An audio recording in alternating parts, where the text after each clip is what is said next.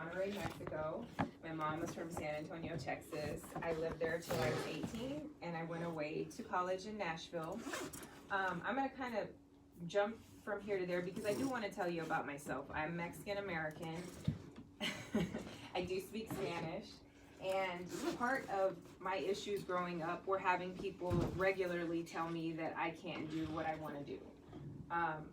In high school, I had counselors tell me that I wasn't going to make it to college and that I only got accepted to the college that I got accepted to because I was Mexican, not because I was smart, not because I was active in school. But part of that is, you know, and we'll talk about this, leadership involves confidence and knowing yourself and knowing your abilities. So I didn't let anyone tell me what I couldn't do. So I took that step. I went away to college. I left my home. It was scary at 18. I went to Vanderbilt in Nashville, very far away from my family, and I didn't know anyone. After I graduated from Vanderbilt, I always knew I wanted to be a lawyer. So I went to law school in Washington, D.C. And then I started clerking for the Public Defender Service in D.C. And that's when I decided I wanted to be a public defender. Now, part of being a leader is making a choice that's not always popular. Being a public defender wasn't a popular choice for a lot of lawyers, for some of my family members. You know, public defenders, like a lot of people in other groups, have just bad reps. You know, they don't care, they're not real attorneys. Well, I decided I wanted to become a public defender because I wanted to change the way people saw public defenders. I had friends and family that were part of the system in Houston, and I saw that people who didn't have money and couldn't afford attorneys, the system, you know, ate them up. Nobody cared about them, and I wanted to change that. So when I decided I wanted to be a public defender, I met with several people, including the public defender here in Las Vegas, and I came and I visited and I interviewed, and I decided, okay, this is where I want to be, because there was a lot of change happening at that time. I moved here in 2008, and I've been here ever since. So I've been a public defender for 11 years, serving this community, which is mostly, as you know, Black and brown people. So to me, that's part of my passion, is serving the community. And now I want to serve it in a different way, which is why I'm running for judge. Also, something else that people told me I couldn't do. So part of my story as a public defender is now I defend murder cases. So pretty much any case you see on TV, a lot of those come to my office. I've been on TV before. I represent people accused of committing murder. And coming into that position is pretty much, it was a male-dominated group, right? So I'm dealing with mostly white males who really didn't respect me, who basically looked at me like, who is this little girl? Who does she think she is? And why is she defending murder cases? Well, a true leader leads with action and not words. So I had to show everyone that I was supposed to be at that table and that I was going to do everything I can in every case to show you no one runs this court but me. And that's what I do every day. And I'm passionate about helping people. I'm passionate about helping people who look like me, who don't come from money, because I don't come from money, and who people have consistently told that they can't do things. So I want to touch a couple of things about that y'all talked about earlier. One thing is distractions are always going to be there, but part of being a leader is being able to push those distractions aside and always act yourself in any situation. It's called having integrity. Right is always going to be right. And I know that there are people in this world who not only tell you you can't do things, but who make fun of you for making decisions, make fun of you for hanging out with the wrong crowd, or choosing to hang out with people who are in, you know, special classes, or whatever the case is. There's always going to be people telling you you're not making the right decision. But right is always going to be right, and you have to make your own personal choice to do what you feel is right. That's part of being a leader.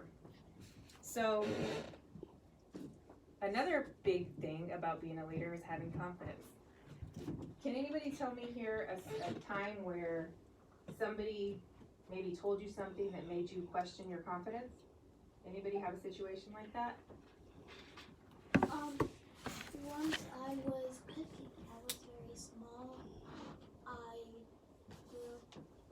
I grew up on the south side, and people kept going to my mother, and she tried to push me aside and tried to take me somewhere else, but I heard everything.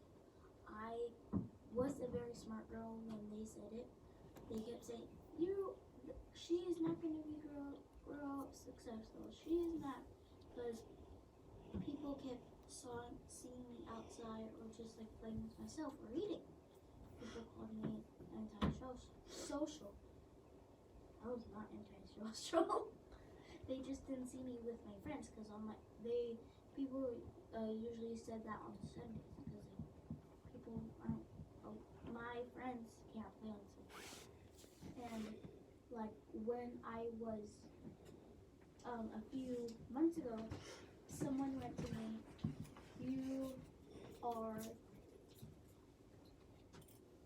they said something that very got me low.